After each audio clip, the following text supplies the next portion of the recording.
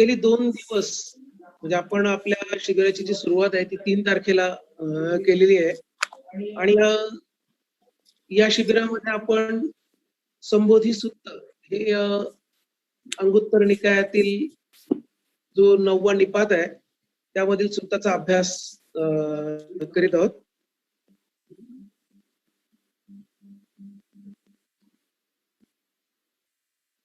आणि जसं आपण सुरुवातीपासूनच पाहतोय की मित्रतेचे किंवा सत्संगतीचे बुद्धाने इथे सांगताना सत्संगती अर्थाने सांगितलेलं आहे की सत्संगतीमध्ये राहिल्यामुळे आपल्यामध्ये कोणती आशा केली जाऊ शकते, अर्थाने बदलाच्या अर्थाने कोणती आशा केली जाऊ शकते याला समजून घेण्याचा प्रयत्न करीत आहोत आपण. आणि जसं मी सुरुवातीला सांगितलं की जसं आनंद आणि म्हणजे भगवान बुद्ध यांच्यातला जो संवाद आहे म्हणजे मित्रतेला किंवा कल्याण मित्रतेला धरून, तर त्याचा हा एक प्रकारे विस्तारित रूप आहे संबोधी सुत्तामध्ये. आणि ज्यामध्ये भगवंतांनी म्हणजे 15 असे मुद्दे सांगितले आहेत की ज्याच्या अनुषंगाने की ज्या म्हणजे असे जे मुद्दे आहेत की त्याच्या सोबत जर आपण राहिलो म्हणजे चांगल्या लोकांच्या सोबत राहिलो, योग्य लोकांच्या सोबत राहिलो किंवा आचरणशील लोकांच्या सोबत राहिलो तर काय होण्याच्या शक्यता आहेत, काय आशा केली जाऊ शकते हे तिथे भगवंतांनी सांगितलेलं आहे. आणि आपण म्हणजे कालपर्यंत एकूण 7 मुद्द्यांकडे पाहिलं होतं आणि कालच 8वा मुद्दा पण मी घेणार होतो कारण की बुद्धांनी त्याचं एक प्रकारे वर्गीकरण केलेलं आहे. म्हणजे पहिल्या 4 मुद्द्यांमध्ये एक प्रकारे ना म्हणजे उत्तरोत्तर आपण आचरणात कसं पुढे जाऊ शकतो, शारीरिक आचरणामध्ये कसं पुढे जाऊ शकतो याबद्दल भगवंतांनी काही सांगितलेलं आहे. आणि दुसरे जे 4 मुद्दे आहेत ते वाचेशी संबंधित आहेत की वाचेच्या अर्थाने आपण कसं विकसनशील होऊ शकतो म्हणजे विकासामध्ये आपण कसं जाऊ शकतो याबद्दल भगवंतांनी काही सांगितलेलं आहे. त्यापैकी 3 मुद्दे काल आपण पाहिले होते की तो म्हणजे अशी आशा केली जाऊ शकते की तो व्यक्ती व्यर्थ बडबडीपासून दूर जाईल किंवा व्यर्थ बडबड करण्यापासून तो स्वतःचं रक्षण करेल अशी आशा केली जाऊ शकते. किंवा धम्मचर्चेमध्ये म्हणजे पर्टिक्युलरली स्वभावाला धरून आपला स्वभाव नेमका कसा आहे याविषयी तो आनंद घेणारा किंवा त्यात समाधान पावणारा होऊ शकेल आणि अनासक्ती चर्चेमध्ये तो आनंद घेणारा होऊ शकेल अशी गोष्ट आपण काल पाहिलेली आहे.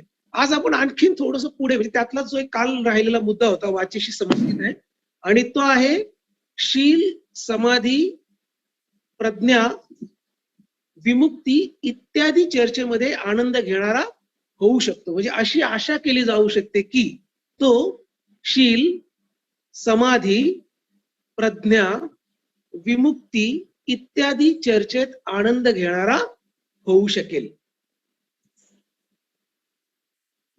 तर इथे आपल्याला आठवत असेल की काल मी आपल्याला धम्मदायक सुत्ताचा एक थोडक्यात ओझरता उल्लेख केला होता. म्हणजे काल आपण चर्चा करत असताना ज्यावेळेस थोडस मी मौनाविषयी ज्यावेळेस बोलत होतो त्यावेळेस मी हा एक जाता जाता स्पर्श केला होता या विषयाला. खरं तर हा असा विषय की ज्याच्यावरती आपण अभ्यास करावा असा हा विषय आहे. आणि मस्जिद निकायामध्ये भगवान बुद्धांनी धम्मदायक सुत्तामध्ये ही गोष्ट सांगितलेली आहे की भिक्षूंनी किंवा जे आचरणशील लोक आहेत अशा लोकांनी 2 गोष्टी कराव्यात. एक तर त्यांनी आर्य मौनाचं पालन करावं किंवा धम्मचर्चेत आनंद घ्यावा किंवा धम्मचर्चा करावी.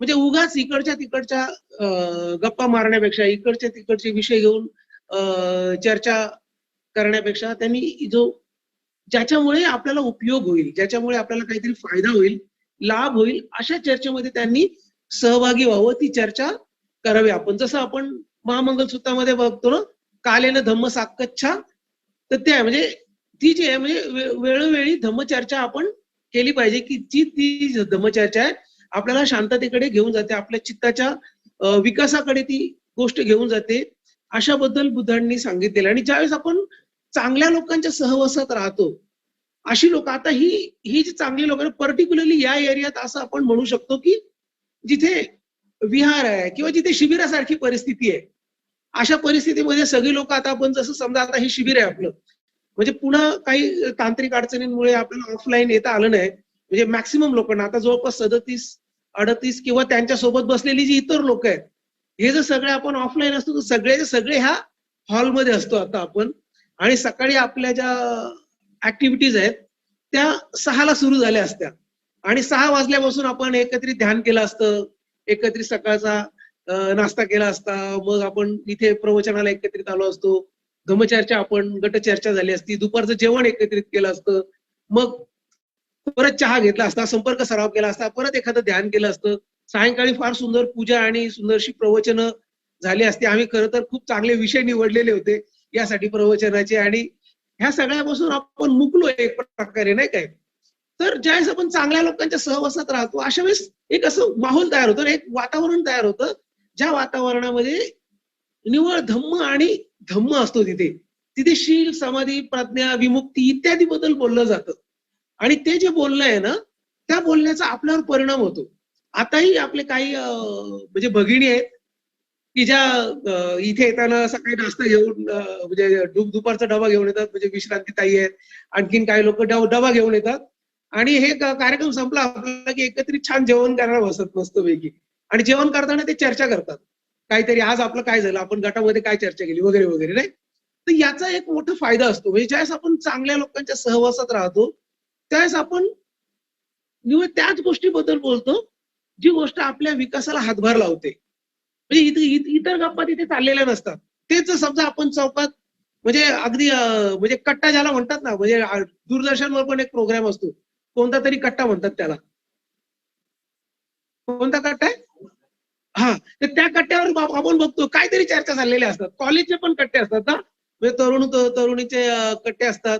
जी लोकं रिटायर्ड होतात, असे रिटायर्ड लोकांचे पण कट्टे असतात. रिटायर्ड झाल्यावर सगळी लोकं दिवसभर घरामध्ये, संध्याकाळी काय करायचं, मग चला आता कट्ट्यावर जाऊया बसायला.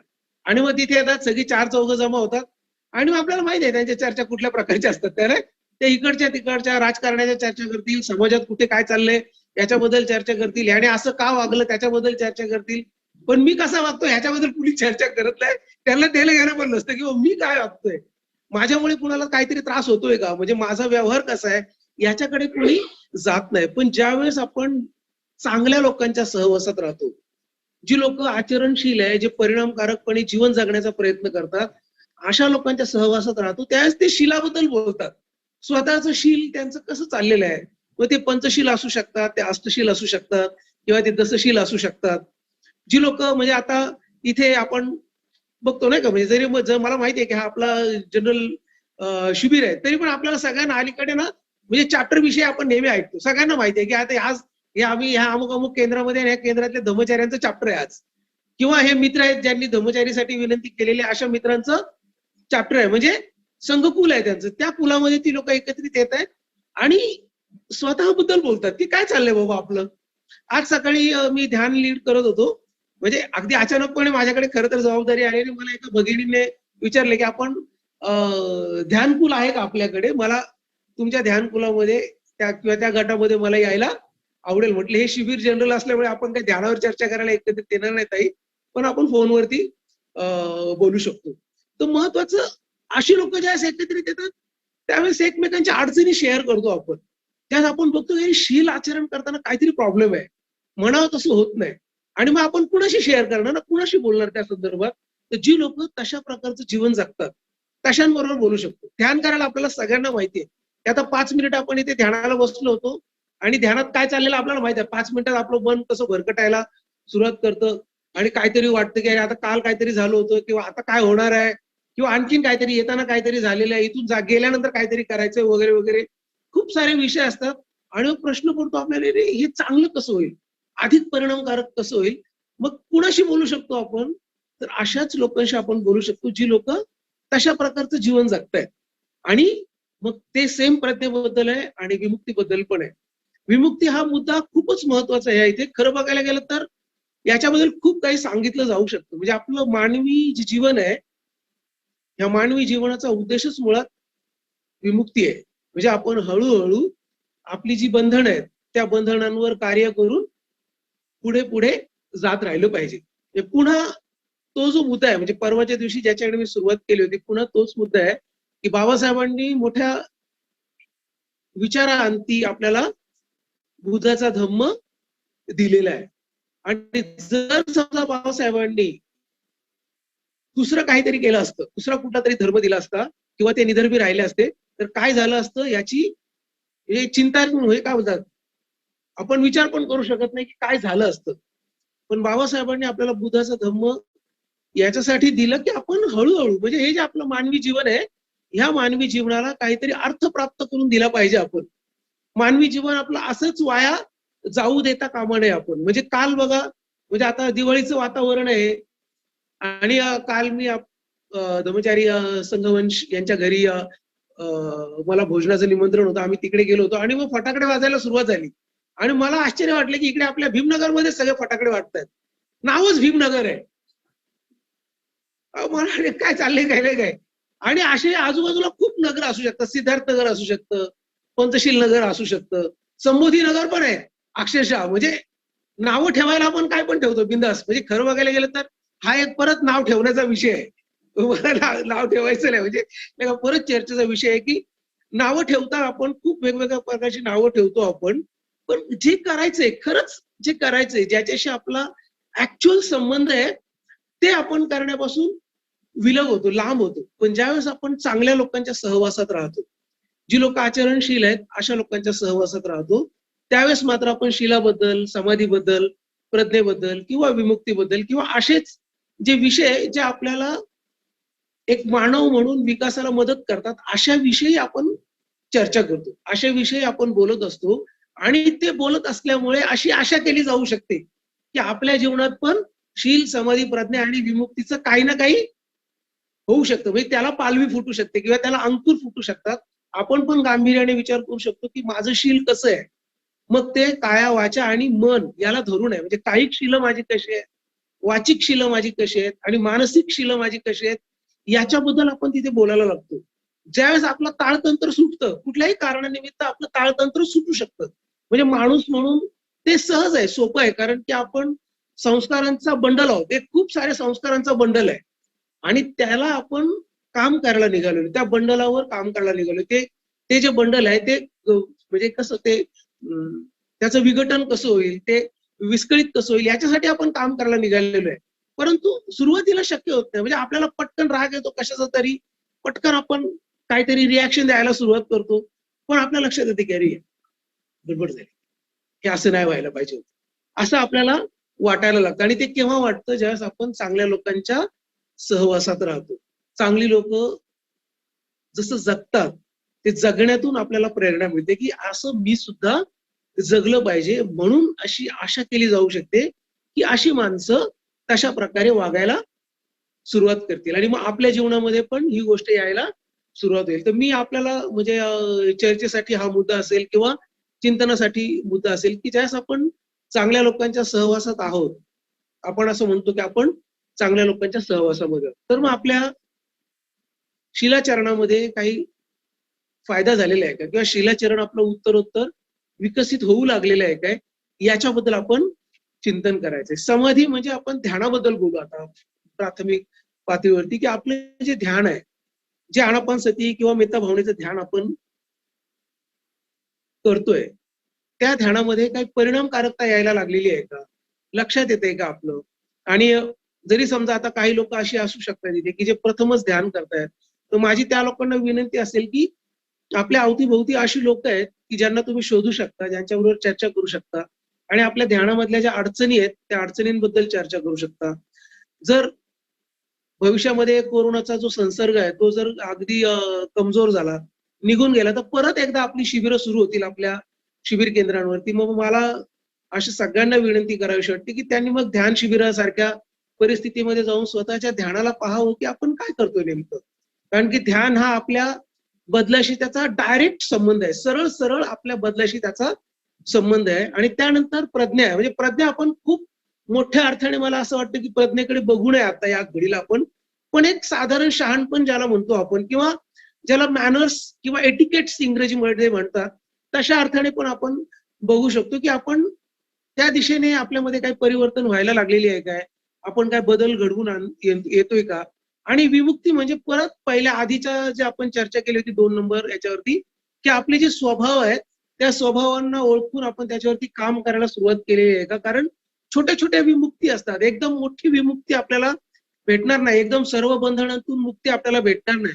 पण छोट्या छोट्या ज्या गोष्टी आहेत त्या गोष्टींवर जर आपण काम केलं आणि आपल्याला एक आनंद मिळतो की येस, होय मला जमलेलं आहे. हे जे मला वाटत होतं की मला जमणार नाही हे काम करायला, ते मला जमलेलं आहे. याच्याकडे आपण जाऊ शकतो का त्याच्याबद्दल आपल्याला थोडंसं चिंतन करायचंय.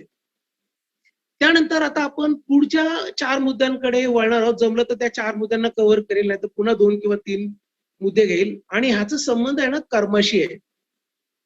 म्हणजे खूपच सुंदर अशी गोष्ट आपण बघायला निघालेलो आहोत आता, की आतापर्यंत आपण शारीरिक काही गोष्टींचं पाहिलं, वाचिक काही गोष्टींचं पाहिलेलं आणि आता कर्माकडे आपण आलेलो आहोत. म्हणजे हे नंतरचे जे मुद्दे आहेत, 7 मुद्दे ऑलमोस्ट नंतरचे, त्याचा संबंध आपल्या मनाशी जास्त जवळून आहे. यासाठी म्हणजे आत्ताच म्हणजे ललित सिद्धीजींनी फार सुंदर कबीरांचा दोहा म्हटलेला आहे ना, म्हणजे सूरत से किरत बडी. खूप सुंदर दोहा आहे ते, की सूरत से किरत बडी. किरत जी आहे म्हणजे कीर्ती जी आहे म्हणजे चेहऱ्यापेक्षा आपलं जे कर्म आहे ते खूप मोठे असतात. म्हणजे चेहरा कितीही सुंदर असला, पण कर्म चांगली नसली तर त्या चेहऱ्याला काही अर्थ नाही. आणि सूरज जे आहे किंवा चेहरा जो आहे आपला, आपण जसं काल आपण बघितलं ना, की तो हळूहळू म्हणजे उताराकडे जातो ना. म्हणजे एखादा कितीही सुंदर चेहरा असला आणि तो जर म्हातारा झाला चेहरा ना, तर त्याच्यावरती सुरकुत्या वगैरे येतात. तुम्ही टायटॅनिक पिक्चर बघितलाय का कुणी? ज्याला कोणी टायटॅनिक पिक्चर बघितला ना, त्यांना एक सीन फक्त सांगतोय मी, म्हणजे आठवण्यासाठी लाईव्ह पटकन गोष्टी आठवतात आपल्याला. त्याच्यातली जी हिरोईन अतिशय सुंदर हिरोईन म्हणजे त्या पाश्चिमात्य जगातली. पण शेवटी ज्यावेळेस टायटॅनिकची ती स्टोरी सांगत असते ना आणि एंड होतो त्याच्यामध्ये, त्यावेळेस तिला ना अगदी तरुणपणापासून चेहऱ्यावर तिच्या सुरकुत्या आणलेल्या दाखवलेल्या आहेत आणि एकदम कशी तरी जख्ख म्हातारी तिला दाखवलेले. तर असा आपला जो चेहरा आहे कितीही सुंदर असला तरी हळूहळू तो म्हातारा होतो. परंतु कीर्ती जी आहे ना किंवा जे कृती आहे आपली ती कधीही म्हातारी होत नाही. ती सतत म्हणजे कबीर म्हणतात ती किरत कबहू न जाय. ही जी कीर्ती आहे ती कधीही जात नाही. ती नेहमी ताजीतवानी राहते, टवटवीत राहते, तरुण राहते आपली कृती. आणि त्याबद्दल इथे बुद्ध बोलतायत. कर्माबद्दल इथे बोलतायत की आपली कर्म कशी असली पाहिजेत. म्हणजे ज्यावेळेस आपण कुशल लोकांच्या, चांगल्या लोकांच्या, उत्तम लोकांच्या सहवासामध्ये राहतो, त्यावेळेस अशी आशा केली जाऊ शकते की असा माणूस कुशल कर्मांचा त्याग करणार होईल. पहिली गोष्ट बुद्धांनी सांगितली. जी अकुशल कर्म आहेत त्यांचा त्याग करणारा होऊ शकेल. त्यानंतर बुद्धाने सांगितलं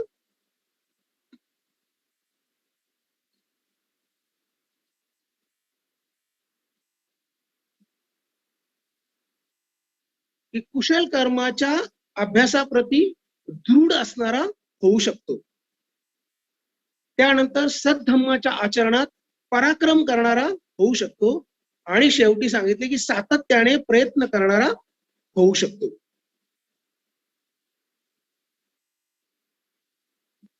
तर यामध्ये पुन्हा एक भगवंतांचं एक फार सुंदर सूक्त आहे. दसधम्म सूक्त म्हणून आहे. बहुतेक अंगुत्तर निकायामध्येच आहे. पुन्हा एकदा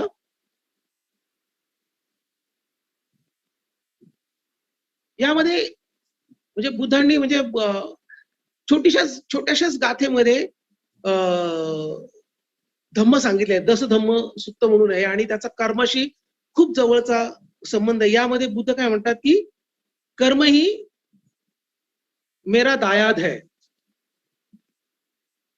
कर्म ही गति है किंवा कर्म ही धारणा है.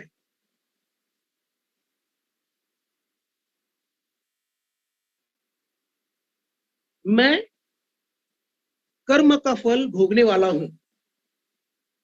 कर्म ही मेरा दायाद अर्थात उत्तराधिकारी है.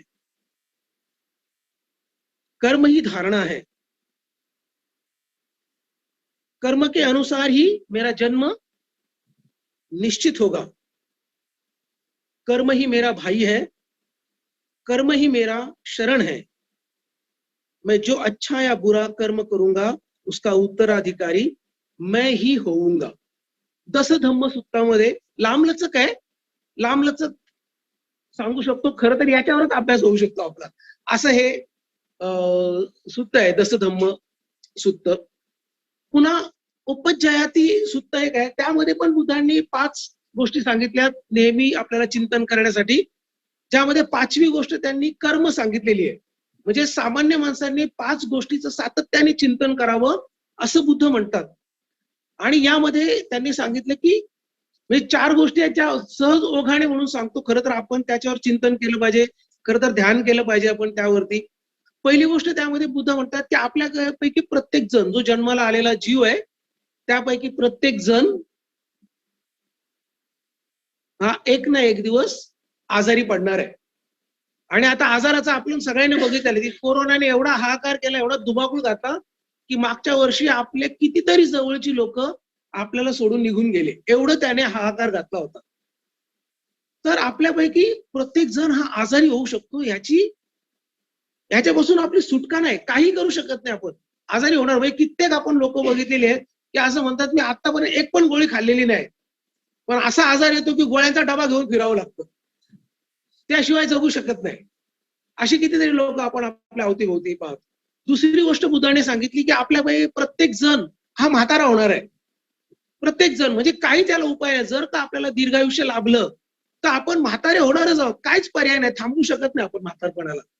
तिसरी गोष्ट बुद्धांनी सांगितली की आपल्यापैकी प्रत्येक जण हा मृत्यूला वश होणार आहे. आपण आपल्यापैकी प्रत्येक जण हा मरणारच आहे. याला काहीच पर्याय नाही. म्हणजे जन्माला आलेला प्रत्येक जीव हा मरणारच आहे. असा काही उपाय नाही की मरण्यापासून कुणाचं रक्षण केलं जाऊ शकतं. चौथी गोष्ट बुद्धांनी सांगितली की आपण वियोग म्हणजे वियोग हा आपल्या जीवनामध्ये निश्चित आहे. कुठल्या का कारणाने, म्हणजे तो एकमेकांपासून दूर जाण्यामुळे म्हणा किंवा मृत्यूमुळे म्हणा की कशामुळे पण म्हणा, वियोग हा निश्चित आहे. म्हणजे 4 गोष्टी ह्या बुद्धांनी अशा सांगितल्या की याच्यामध्ये काय परिवर्तन होऊ शकत नाही, बदल होऊ शकत नाही. हे असंच आहे. आजारी पडणार, म्हातारे होणार, मृत्यू पावणार आणि वियोग होणार, हे निश्चितच आहे. एकच गोष्ट बुद्धाने सांगितली की जी गोष्ट आपण ठरवू शकतो की याचं काय करायचं, आणि ती म्हणजे कर्म आहेत आपली.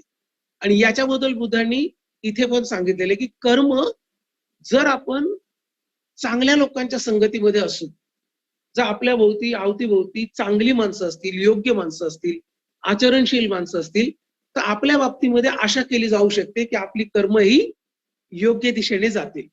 म्हणजे मग ते काय म्हणतात की पहिली गोष्ट त्यांनी सांगितली की अकुशल कर्माचा त्याग करणारा होऊ शकतो असा माणूस जो योग्य लोकांच्या संगतीमध्ये आहे, जो चांगल्या लोकांच्या संगतीमध्ये आहे. त्याच्या बाबतीमध्ये आपण अशी आशा करू शकतो की हा माणूस आपल्यातले जे अकुशल कर्म आहे त्याचा त्याग करेल. हे कसं बरं होतं आपण, तर आपण बघतो की आपल्या अवतीभोवती काल परवा आम्ही एकत्रित जमलो होतो आणि आपले बंधू आहेत त्यांनी मला विचारलं, रत्नशील जरा तुमची स्टोरी सांगा, लाईफ स्टोरी. आणि आम्ही असंच बसलो होतो, सहज बसलो होतो. दुपारी जेवण संपलेलं होतं. जरी पण आपलं शिबिर चालू नसलं, काही लोक ऑफलाईन आहेतच, येतातच इथे. डबा वगैरे जेवण केल्यानंतर आम्ही एकत्रित बसलो होतो आणि मी माझ्या जीवनाबद्दल काही सांगत होतो. आणि मग त्यांना खूप चांगलं वाटलं. अर्थात ते मला पण नेहमी चांगलं वाटतं. कारण की मी ज्यावेळेस माझ्या भूतकाळाकडे मागे वळून बघतो, त्यावेळेस मला वाटतं की अरे, तो मीच माणूस आहे काय? की जो काल होतो आणि जो आज आहे. याच्यामध्ये मला खूप असं अंतर दिसतं, खूप मोठी तफावत दिसते. पण हे असं का झालं? याचा जर यावेळेस मी विचार करतो ना, त्यावेळेस मला असं वाटतंच की जर मला माझ्या आयुष्यामध्ये संघ आला नसता, जर माझ्या आयुष्यामध्ये चांगली लोक आली नसती, म्हणजे बाबासाहेबांवर माझी नितांत श्रद्धा होती. आजही आहे. म्हणजे बाबासाहेबांचं नाव घेतलं की अंगातलं रक्त, आपल्या सगळ्याच्या अंगात रक्त सळसळायला लागतं एकदम. कारण की त्यांच्यामुळे आपण जे काही आहोत आज, ते केवळ आणि केवळ बाबासाहेबांमुळे. जर समजा बाबासाहेब आपल्या जीवनात नसते, तर आपण कुठेतरीच असतो, भलतेच कुठेतरी असतो, माहित नाही कुठे असतो आपण. पण मला असं वाटलं की बाबासाहेब माझ्या जीवनामध्ये आहेत आणि अनेकांच्या जीवनामध्ये आहेत बाबासाहेब. परंतु बाबासाहेब म्हणजे नेमकं काय, कशाशी खायचं बाबासाहेबांना, हे सांगणारं कुणी नाही भेटलं आपल्याला. बाबासाहेबांच्या नावाने म्हणजे ऊर पडवायला सगळेच तयार असतात. म्हणजे मी पण असं होतो की भीम के नाम पर कुछ भी, म्हणजे ते नाही का एक फेमस मध्ये डायलॉग झाला की तुमच्यासाठी काय पण. हा एक मध्ये डायलॉग फेमस झाला होता, लोकांनी आपल्या गाड्यांवर इकडे तिकडे पण मागे लिहिलं. पण तो वेगळा मॅटर होता. म्हणा त्या सिरियलच्या हिरोईनसाठी तो हिरो म्हणायचा की तुमच्यासाठी काय पण. अशी आपली लोक आहेत. बाबासाहेबांना असं म्हणतात की बाबासाहेब तुमच्यासाठी काय पण करायला तयार होणार. पण जर समजा मी विचार करतो, माझ्या जीवनामध्ये जर भंते संघरक्षित आले नसते तर माझ्या जीवनाचं काय झालं असतं. मी आंबेडकराईट नक्कीच असतो, एक म्हणजे कडवा आंबेडकराईट असतो, पण माझ्या हातून काहीही झालं असतं. कदाचित बाबासाहेबांना जे अपेक्षित नाही असं पण काहीतरी झालं असतं. आताही आपण अनेक आंबेडकराइट्स लोकांना बघतो की बाबासाहेब जी गोष्ट करू नका ती सांगतात ना, तीच गोष्ट ती लोक करताना दिसतात आणि बाबासाहेबांच्या नावाने करताना दिसतात. मी पण तसाच होतो. पण मला समजा असं आहे म्हणून एक असं जीवनामध्ये असं एक वळण आलं की त्या वळणावर मला भलते संघरक्षित भेटले आणि त्यांच्यामुळं मला संघ भेटला आणि माझं जीवन बदलून गेलं. कितीतरी अशा माझ्या जीवनातल्या गोष्टी ज्या सुटून गेल्या. त्याच्याबद्दल बोलायला वेळ नाही. खरं तर आपल्याकडे कमी वेळात आपलं सगळं चाललेलं आहे. पण कितीतरी गोष्टी आहेत की ज्या सुटून गेल्या जीवनातून. आता असं म्हणजे मलाच वाटतं की अरे ते काय म्हणजे तो कोण होता मागे आणि हा कोण आहे? असा मोठा म्हणजे तफावत दिसते, मोठं अंतर दिसतं आणि याचं कारण सत्संग आहे. चांगला संघ आहे. चांगली संगती हे त्याचं कारण आहे. जर हे माझे मित्र मला इथे भेटले नसते, म्हणजे संघातले जे कोणी माझे मित्र आहेत, ज्यांनी मला सुरुवातीला मदतीचा हात दिला, माझ्या सोबत राहिले आणि जे आता माझ्या सोबत आहेत आणि माझ्या मागे पण आहेत, माझ्या पुढे पण आहेत. या सगळ्यांच्या गोतावळ्यामध्ये मी आहे. म्हणजे मुंबईच्या लोकलमध्ये उभं असल्यासारखं आहे मी खरं बघायला गेलं तर. मुंबईच्या लोकलमध्ये आहे ना, जर तुम्हाला ट्रेनमध्ये चढायचं असेल, तुम्हाला काय करायची गरज नाही. गर्दीत उभे राहा तुम्ही. तुम्हाला लोक गाडीत चढवतात. आणि उतरायचं असेल काय करायची गरज नाही. दरवाजात उभे राहा, लोक उतरवतात तुम्हाला. तसं मी मला कधी-कधी स्वतःला समजतं, की मी अशा लोकांच्या सोबत आहे, ज्यांच्याबरोबर मी चाललेलो आहे. म्हणजे सहज म्हणजे मला खूप कष्ट करावे लागत नाहीत. ती एक सहजता आलेली आहे, कारण की हे सगळे चालणारी लोक आहेत. या चालणाऱ्या लोकांमध्ये मी उभं राहू शकत नाही. मला चालावंच लागतं. माझी इच्छा असो किंवा नसो, मला चालावं लागतं. म्हणून आपण चांगल्या लोकांच्या सहवासात राहिलं पाहिजे. जी चांगली माणसं आहेत, ज्याला ना जे प्रयत्नशील माणसं आहेत, जे आचरण करणारी माणसं आहेत, अशा लोकांच्या सानिध्यात आपण राहिलो, की आपण आपल्याकडून ना अकुशलाचा त्याग व्हायला लागतो आपोआप. अनेक चुकीच्या गोष्टी आपल्या जीवनामध्ये आहेत, ज्या वाईट आहेत, ज्याला सर्वसाधारणपणे सब्ब पापस्स म्हटलेलं आहे. म्हणजे आपण धम्मपालन गाथेमध्ये ते सब्ब पापस्स जे आहे ना, ते सुटायला लागतं आणि कुशलस्स उपसंपदा आहे ना, ती व्हायला लागते. की जे उत्तम आहे, जे श्रेष्ठ आहे, त्याची ते विकसित व्हायला सुरुवात होते. याच्यामध्ये दुसरी गोष्ट भगवंतांनी सांगितलेली की तो मग कुशल कर्म करणारा व्हायला सुरुवात होते. त्याच्याकडून कुशलाप्रती दृढ होतो. तो ठरवतो की नाही, आता काही झालं तरी मी कुशलाचं आचरण करेल. मला कितीही त्रास झाला तरी पण मी ही गोष्ट करेल. आणि हे तसं पाहायला गेलं तर सोपं नाहीये. परंतु त्याच वेळेस ते शक्य होतं. म्हणजे कुणीही एकटा माणूस म्हणजे मी माझ्यासह म्हणतो, मी माझ्यासह याच्यासाठी म्हणतो, की जर समजा ज्या क्षणी मला लक्षात आलं, की अरे माझं माझं आयुष्य चुकीच्या दिशेने चाललेलं आहे. आणि सुरुवातीच्या काळामध्ये मी ठरवलं, की अरे हे चुकीच्या दिशेने जाणारं जे आयुष्य आहे ना, थांबवलं पाहिजे याला. ह्या दिशेने जाऊ शकत नाही. या दिशेने जर मी जात राहिलो, तर कधीतरी पोलीस लोक माझ्या हातामध्ये बेड्या घालून घेऊन येतील मला आणि माझे आई-वडील जर त्यांनी हे बघितलं, तर ते बिचारे त्यांना हार्ट फेल होण्याचीच वेळ येणार त्यांच्यावरती. कारण की ते त्यांच्या मुलाला एक खूप सोज्वळ चांगला मुलगा समजत होते आणि मी होतो पण एक काळ होता तसा. पण मधला काळ एक असा आला की काहीतरी जीवनामध्ये मोठं परिवर्तन घडलं. उलटं काहीतरी अ, व्हायला लागलं आणि मग मी ठरवलं की नाही आता हे सोडून दिलं पाहिजे. वेगळं राहायचं. कितीतरी काळ मी एकटा राहिलो.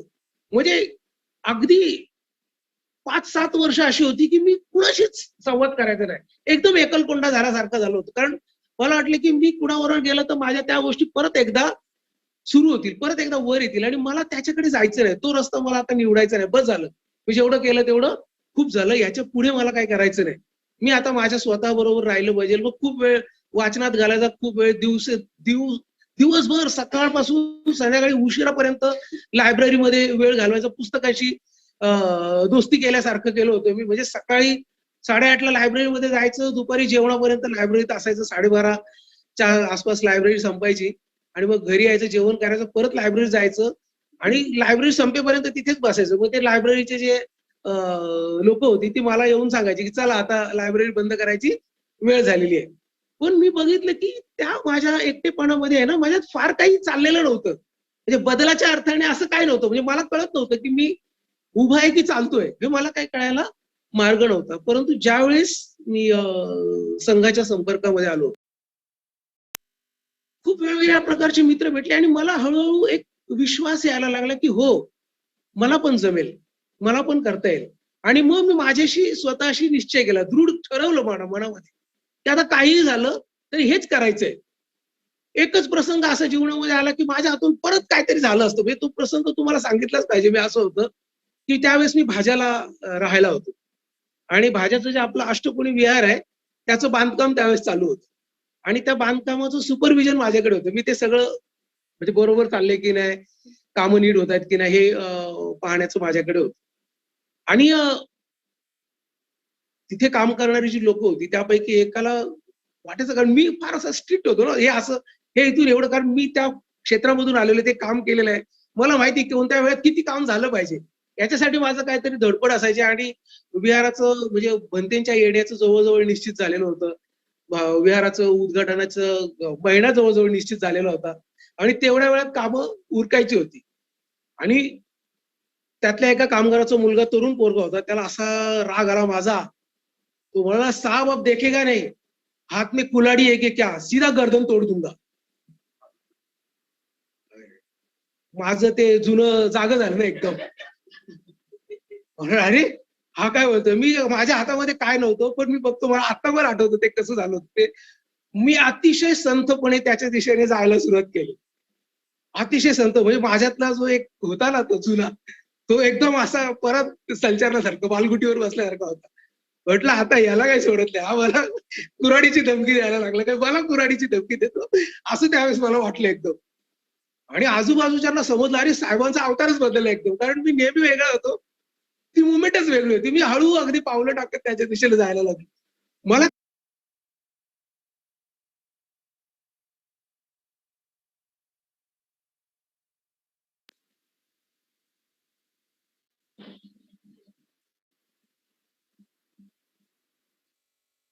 पण हे ना कठीण असतं. मी थोडा वेळ म्हटलं, "अरे, हे क्या हो गया?" काय होत होतं माझ्या बाबतीमध्ये याचा मी विचार करायला लागलो.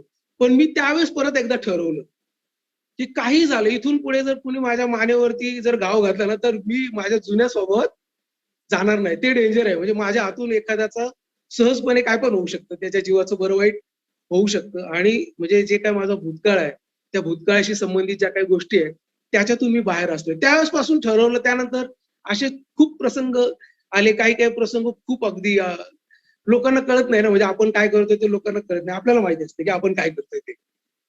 मग असे 1-2 प्रसंग परत मागे एकदा झाले होते. पण मी स्थिर होतो. मला असं वाटलं, की हे जे आहे ना, ह्या ज्या चांगल्या लोकांबरोबर राहिले ना, त्याचा हा परिणाम झाला, की मी दृढ ठरवलं, की नाही आता काही झालं तर याच्यापासून म्हणजे आपल्यातला जुना जो स्व आहे, त्या जुन्या स्वला काहीही झालं तरी वर येऊ द्यायचं नाही. तो वर डोकं काढायचा प्रयत्न करेल. पण अशा वेळेस आपण आतापर्यंत जे काही शांततेने, जे काही मोठ्या कष्टाने मिळवलेलं आहे, म्हणजे हे आपल्या स्ववर काम करण्यासाठी ना खूप कष्ट करावे लागतात. सहजासहजी नसतं ते, सोपं नसतं. खूप काम करावं लागतं त्याला.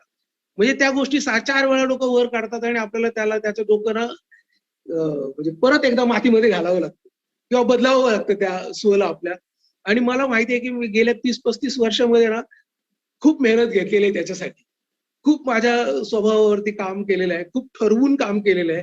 आणि वाटतं, की आता काही झालं तरी त्याच्याकडे जाता कामा राग मनात येऊ शकतो माझ्या. पण त्याला मी माझ्या कृतीमध्ये आणता कामा नये. म्हणजे तो शरीरामध्ये, वाचेमध्ये माझ्या येता कामा नये. मनात येईल तो. मनात आला तर कुणाला सांगता तर त्याला मी सांगू शकतो, की आज खूप खूप म्हणजे खूप जास्त राग आला होता. पण मी त्याला शांत केलेलं आहे आता. म्हणजे बोलण्याने त्याला जागा होऊ शकते. तर आपण ज्यावेळेस चांगल्या लोकांच्या सहवासात राहतो, जे आचरणशील लोक आहेत, जे परिणामकारक प्रयत्न करणारे लोक आहेत, अशा लोकांच्या संपर्कात ज्यावेळेस राहतो आपण, त्यावेळेस कुशल कर्माप्रती आपण दृढ निश्चय करणारे होऊ शकतो. अशी आशा केली जाऊ शकते, की कुशल कर्म आपल्याकडून होत राहतील.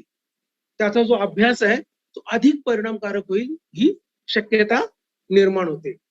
त्यानंतर तिसरी गोष्ट भगवंतांनी यामध्ये सांगितलेली आहे, ते म्हणजे सद्धम्माच्या आचरणात पराक्रम करणारा होऊ शकतो. सद्धम्माच्या आचरणात पराक्रम करणारा होऊ शकतो. पराक्रम इथे हा जो शब्द आहे ना, हा अवस्थेशी संबंधित आहे.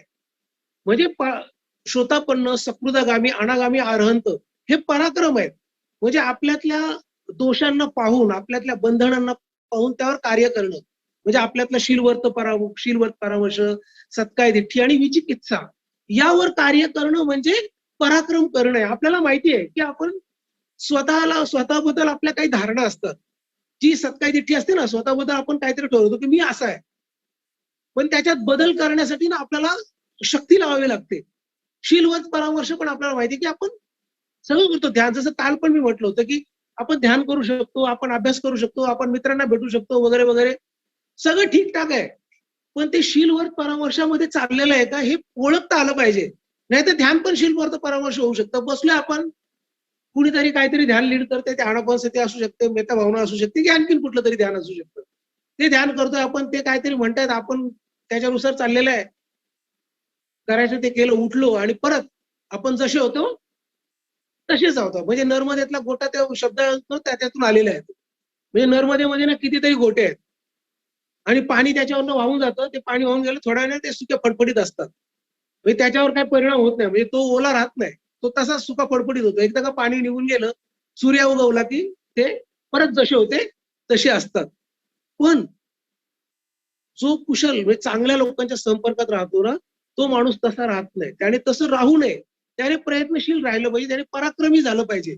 त्याला आपल्यातली बंधनं कळाली पाहिजेत, की ही माझी बंधनं आहेत. हे मी नाही का म्हणजे एक तर शीलवर्त परामर्शमध्ये आहे किंवा सत्काय दिठ्ठीमध्ये आहे किंवा विचिकित्सेमध्ये आहे. तर याच्याबद्दल तुम्ही लोकं गटामध्ये जाऊन चर्चा करू शकता. मला माहिती आहे म्हणजे आता आपलं जनरल शिबिर असल्यामुळे आणि वेळ आपल्याकडे खरंच कमी आहे. पण तरी माझी रिक्वेस्ट आहे तुम्ही थोडंसं आपल्या गटामध्ये याबद्दल काहीतरी पाहण्याचा प्रयत्न कराल. आणि बुद्ध याच्याबद्दल बोलतायत, की ही लोकं पराक्रमी होतात. हे चांगल्या लोकांच्या संपर्कात राहिल्यामुळे ते श्रोतापन्न, सकृदागामी, अनागामी, अर्हंत हे जे पराक्रम आहेत, हे पराक्रम करतात. स्वतःवरती विजय मिळवतात. स्वतःतल्या बंधनांवरती, स्वतःमध्ये असणाऱ्या ज्या अडचणी आहेत, समस्या आहेत, जे काही निवरण आहेत, त्या निवरणांना ते काय करतात? परास्त करतात. त्यांना हरवतात आणि पराक्रम करतात. आणि चौथी गोष्ट भगवंतांनी सांगितली ते म्हणजे ते सातत्याने प्रयत्न करणारे होऊ शकतात अशी आशा केली जाऊ शकते. म्हणजे असं नाही आज केलं आणि म्हणजे काल केलं चला आज आराम करूया. काल ध्यान केलं ना, मग आता आराम करूया. असं नसतात ही लोकं. तर ही लोकं क्षणोक्षणी प्रयत्न करणारे होतात. म्हणजे असं नाही की आता आता थोड्या वेळापूर्वी मी प्रयत्न केले होते, आता जाऊन आराम करतो थोडंसं आणि मग परत थोड्या वेळाने करतो. असं नाही तर जी लोकं चांगल्या लोकांच्या सहवासात राहतात, चांगल्या लोकांचं वैशिष्ट्य हे असतं, सद्गुणी लोकांचं वैशिष्ट्य हे असतं, की ते सातत्याने प्रयत्नशील असतात. क्षणोक्षणी ते आपल्या मनाकडे पाहतात. क्षणोक्षणी त्यांचं आपल्या मनाकडे लक्ष असतं, की आपलं मन आता काय करतंय? तिथे कुठल्या प्रकारचे विचार चालू आहेत? ते अकुशल आहेत का? लगेच ते म्हणतात, "अरे बापरे! हे चुकीचं आहे, हे वाईट आहे. ह्याला थांबवलं पाहिजे आणि चांगल्याकडे गेलं पाहिजे." आणि बंधू आणि भगिनींनो, बाबासाहेबांनी आपल्याला बुद्धाचा धम्म ना याच्यासाठीच दिलेला आहे. बाबासाहेबांनी म्हणजे परत म्हणजे नेहमी मी हे सांगत असतो ना असं, की बाबासाहेबांनी ज्यावेळेस आपल्याला बुद्धाचा धम्म दिला ना 1956 ला, त्यावेळेस आपल्या लोकांना तिथे मैदानावर जे काही लोकं जमा झाली होती, मध्ये कधी 3 लाख लोकं म्हणतात, कधी 5 लाख लोकं म्हणतात, तर त्याच्यामध्ये कुठेतरी ती संख्या असेल. ती जी लोकं होती ना त्यांच्यापैकी अनेकांना गच्छामी हा शब्द म्हणता येत नव्हता. तरी सुद्धा बाबासाहेबांनी बुद्धं शरणं गच्छामीचा मंत्र त्या लोकांना दिला. आणि त्याचं कारण हे होतं, की त्यांना माहिती होतं, की ही लोकं प्रयत्नशील राहतील. बाबासाहेब एके ठिकाणी असं म्हणाले होते, की माझी माणसं म्हणजे काहीही, कशाचाही त्याग करतील, पण मी सांगितलेल्या धम्माचं आचरण करत राहतील. हा बाबासाहेबांना विश्वास होता आणि त्या विश्वासाला आपण जागलं पाहिजे. म्हणून पण हे सूत्र आज आपण घेतलेलं आहे. मला माहिती आहे, की हळू हे सूत्र कठीण होत जाणार आहे. हळू याचा विषय गंभीर होत चाललेला आहे आणि हे आपलं जनरल शिबिर आहे. पण मला असं वाटलं मागे एकदा सुकृती असं म्हणाले होते, मागे एकदा भंते पण असं म्हणाले होते, की धम्माचा ना शॉक लागला पाहिजे. करंट आहे तो. म्हणजे तो ना जिवंत प्रवाह आहे. म्हणजे जसा वायरमधून तो वाहणारा प्रवाह असतो ना, चुकून जरी वायरीला हात लागला, फेजला हात लागला ना, तर झटका बसतो आपल्याला, करंट लागतो आपल्याला. तर बुध म्हणजे भंते असं म्हणत होते, मागे सुबुधी पण असं म्हणाले, की असा धम्म सांगितला पाहिजे, की लोकांना करंट लागला पाहिजे. झोप उडाली पाहिजे. म्हणजे धम्म असा नाही, की हां, चाललंय कोणीतरी प्रवचन देतं, आपण बसलेलो आहे. फार छान आहे. आणि आपल्याला डुलकी पण लागते. तर हे असं होता कामा नये असा म्हणून पण मी हा विषय निवडला, की हळू हे गंभीर होत जाणार आहे. काही हरकत नाही. गंभीर होत जाणारं आपल्या कानावरून गेलं पाहिजे. आपण त्याला समजून घेण्याचा प्रयत्न केला पाहिजे. आणि बुद्धांनी नेमकं काय सांगितलंय? बाबासाहेबांनी ज्यांना गुरु म्हटलं आपलं, बाबासाहेब म्हणतात, की हे माझे प्रथम गुरु आहेत. अशा गुरूंनी काय सांगितलेलं आहे? याच्यामध्ये जर आपण सुत्त बघायला गेलं, प्रत्येक सुत्तामध्ये खूप असं गंभीर मतितार्थ आहे जगण्याचा, की आपण जगलं कसं पाहिजे, एक माणूस म्हणून आपण कसं जगावं याविषयी बुद्धांनी सांगितलेलं आहे. आणि याकडे बाबासाहेब आपल्याला अंगुली निर्देश करतात, याकडे पाहायला सांगतात. याला ते आपल्याला म्हणतात की हे असं तुम्ही पण झालं पाहिजे, ही त्यांची मनीषा आहे, अपेक्षा आहे. म्हणून त्यांनी आपल्याला धम्मपालन गाथा पण दिलेली आहे. तर आपण या शिबिरामध्ये याला पाहण्याचा प्रयत्न करतोय. आज आपण 5 गोष्टी पाहण्याचा प्रयत्न एकाच वेळेस केलेला आहे. चौथी गोष्ट जी काल म्हणजे पहिली गोष्ट जी पाहिली ना ती कालची पाहिली होती आपण, की वाणीची जे 4 प्रकारे आपण काम केलं पाहिजे ती पाहिली, की शील, समाधी, प्रज्ञा आणि विमुक्तीमध्ये तो आनंद घेणार होतो. ती जी चर्चा आहे त्या चर्चेमध्ये त्या व्यक्तीला आनंद व्हायला लागतो. आणि आज आपण आणखीन 4 गोष्टी पाहण्याचा प्रयत्न केला. पहिली गोष्ट म्हणजे तो अकुशल ज्या काही गोष्टी आहेत त्याचा त्याग करणारा होऊ शकतो. त्याला कळतंच की बा ह्याचा मला त्याग केला पाहिजे, कारण याच्यासह माझी प्रगती होऊ शकत नाही. दुसरी गोष्ट भगवंतांनी यामध्ये सांगितली ती म्हणजे कुशल कर्माच्या अभ्यासाप्रती तो दृढ असणारा होऊ शकतो. म्हणजे जे काही कुशल कर्म आहेत ते नित्य नियमाच्या जीवनामध्ये असले पाहिजे, याच्यासाठी तो संकल्प काय बोलतात, हे संकल्पासह असतो, दृढ असतो, की काही झालं तरी मी कुशलाचा पाठलाग सोडणार नाही किंवा कुशलाला सोडून देणार नाही. जे चांगलं कर्म करायचंय ते सोडून देणार नाही. भलेही लोक बाहेरच्या जगात ते मला चांगलं म्हणो अथवा न म्हणू, मी मात्र हे करत राहणार आहे. त्यानंतर तिसरी गोष्ट पाहिली आपण ते म्हणजे सद्धम्माच्या आचरणात पराक्रम करणारा होऊ शकतो. आणि चौथी गोष्ट आता पाहिलेली ते म्हणजे सातत्याने प्रयत्न करणारा होऊ शकतो. अशा 5 एकूण गोष्टी आपण आज पाहिलेल्या आहेत. आज ज्या 4 गोष्टी पाहिल्यानंतरच्या आपण त्याचा संबंध खूप सारा आपल्या मनाशी आहे. आणि उद्या आपण 3 गोष्टी आणखीन पाहणार आहोत. त्याचा संबंध सुद्धा आपल्या मनाशी असणार आहे. मी आशा करतो की मी जे काही हे आपल्या समोर कथन करत आहे, जो काही धम्म मला समजलेलं आहे, मी त्याच्याकडे जसं पाहिलेलं आहे तसं मी तुमच्या सोबत त्याला शेअरिंग करण्याचा प्रयत्न करतो. आणि मला आशा आहे की तुम्हाला याची मदत होत असणार आहे. आणि आपापल्या गटामध्ये सुद्धा तुम्ही काही चांगली चर्चा करत असणार आहे. मला माहिती आहे वेळ खूप कमी आहे, आपण 40-45 मिनिटं जेमतेम बसतोय. पण कृपा करून बंधू आणि भगिनींनो याला आपल्या जीवनाचा एक भाग बनवून द्याल, की जेणेकरून आपल्या जीवनाला त्याची मोठी मदत होईल. तर आता आपण इथे थांबूयाल.